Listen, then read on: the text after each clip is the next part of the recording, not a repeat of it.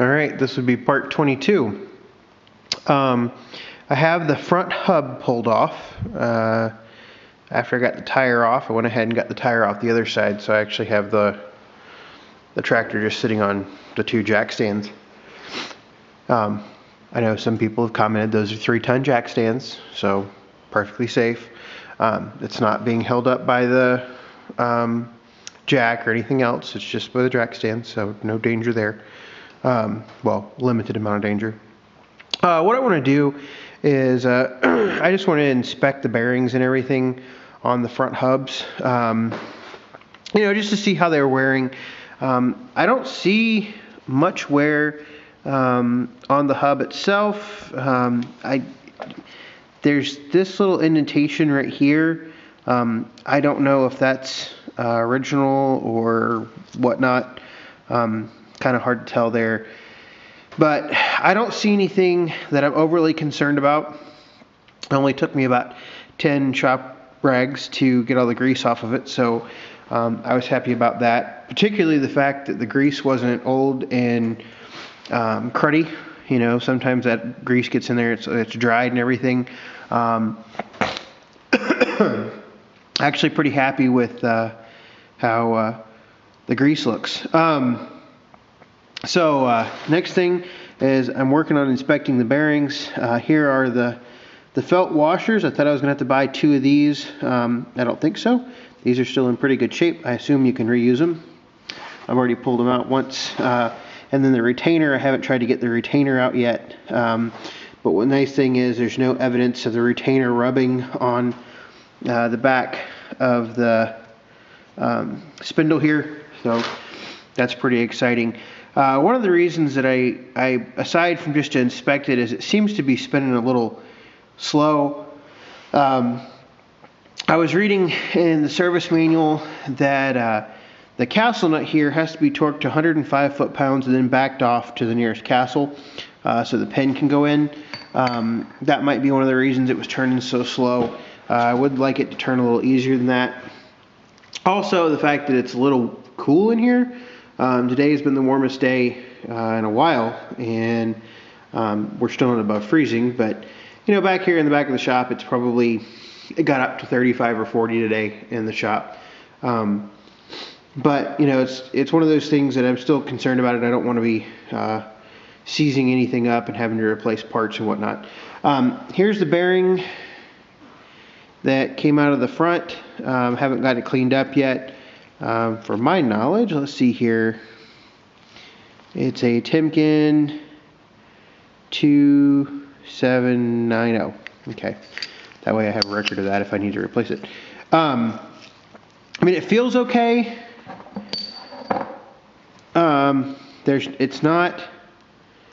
There's nothing odd about it. It's a little loose from side to side. Might warrant investigating replacing them at a future date. Yeah,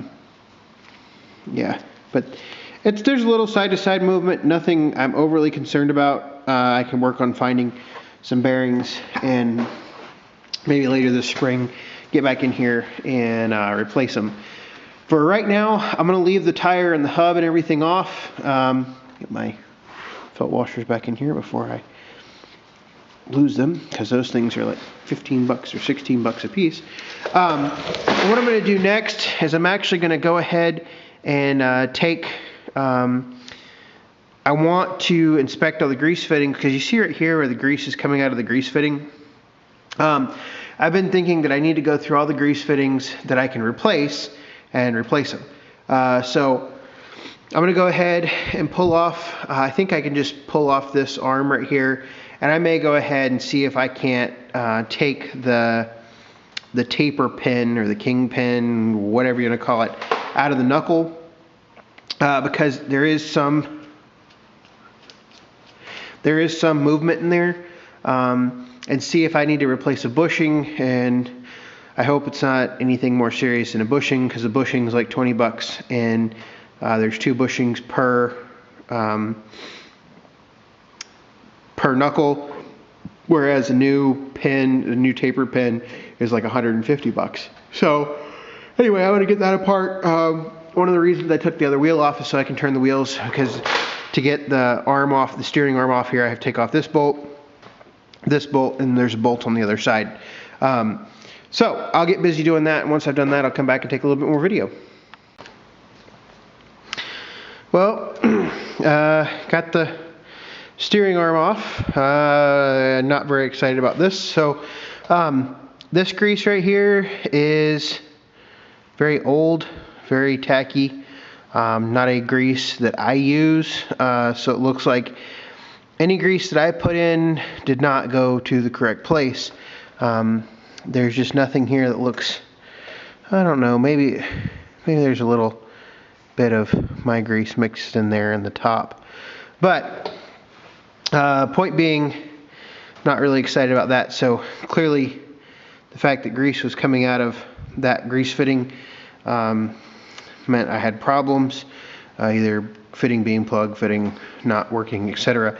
Also, you can feel, or you can't feel, I can feel the movement in the knuckle. So I'm going to go ahead and I think I have to take the cover off down here, and then I can take the taper pin out. I think that's it. I'll have to look at the manual before I do that. But anyway, I'm going to go ahead and do that, and then I'll, once I've got the knuckle off, I'll come back and show you what I've done. All right. So, got the pin out. There's not too much wear on the pin. I'll put a mic on it and see. There's a little down here at the bottom. I can feel a little bit of wear. But the nice thing is I don't think this pin was causing the wear problem. But I want to back up just a second because I'm staring at it. So to get this pin out, what you have to do is this pin fits down in here like this. And I'm going to see if it'll stay there for just a second. And then there's this taper bolt that actually goes through this hole right here and bolts over on this side to hold the kingpin in. And I guess this is a kingpin, that's what I would call it. Don't quote me on that. Anyway, once I had the kingpin out, you can then take the knuckle out, or the knuckle off, okay? And what I was going to show you just fell off. But there are two thrust washers that are supposed to go on this assembly here, okay? Well, guess what? I only have one. This thrust washer right here, they're supposed to be, it's either 2 or 4, now that I'm thinking about it. Anyway, I don't have enough thrust washers, so I think that's the problem. That's the reason that we were getting the wobble in the wheel.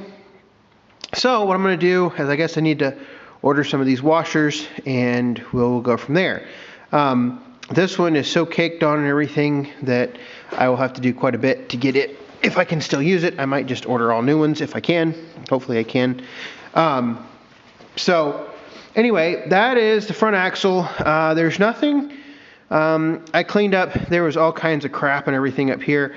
I went ahead and scraped that off. To hold the kingpin in, without the taper lock, there's just actually this fitting on the bottom of the axle down here. Fortunately for me, several years ago, when I was, I think I was still a teenager, I asked for a 3/4 drive socket set.